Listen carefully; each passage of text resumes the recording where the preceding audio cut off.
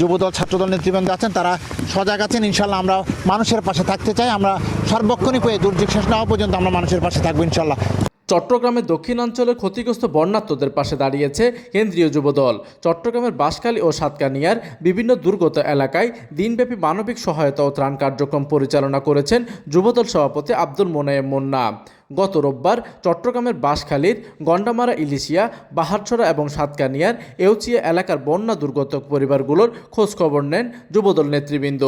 আকস্মিক এ বন্যায় ক্ষতিগ্রস্ত অসহায় মানুষের হাতে তুলে দেওয়া হয় প্রয়োজনীয় ত্রাণ সামগ্রী ও আর্থিক সহায়তা। ত্রাণ বিতরণকালে কেন্দ্রীয় যুবদল সভাপতি আব্দুল মোনায়েম মুন্না সর্বস্তরের নেতাকর্মী, সমাজের বিত্তবান শ্রেণী এবং বিভিন্ন মানবিক সংগঠন বন্যা দুর্গত মানুষের পাশে দাঁড়ানোর উদাত্ত আহ্বান জানান। তিনি বলেন, এই সংকটে সবাইকে ঐক্যবদ্ধভাবে মানুষের কল্যাণে কাজ করতে হবে। এবং আমরা যে সংগঠন থেকে এসেছি, আমরা আমাদের সাধ্যমতো সর্বোচ্চ চেষ্টা করছি। আরো ত্রাণের প্রয়োজন আছে কিনা কি সেটা আপনি নিজে কোনো জায়গা থেকে কি কোনো আপনি মানুষের প্রয়োজনের কিন্তু শেষ নাই, কিন্তু আমরা চেষ্টা করছি সর্বোচ্চ করার জন্য এবং সরকার চেষ্টা করছে।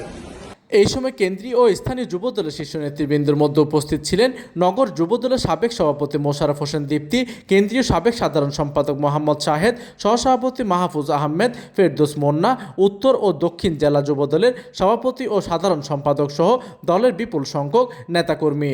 দুর্যোগ কেটে না যাওয়া পর্যন্ত দুর্গত মানুষের পাশে যুবদলের এই মানবিক সহায়তা কার্যক্রম অব্যাহত থাকবে বলে জানান নেতৃবৃন্দ।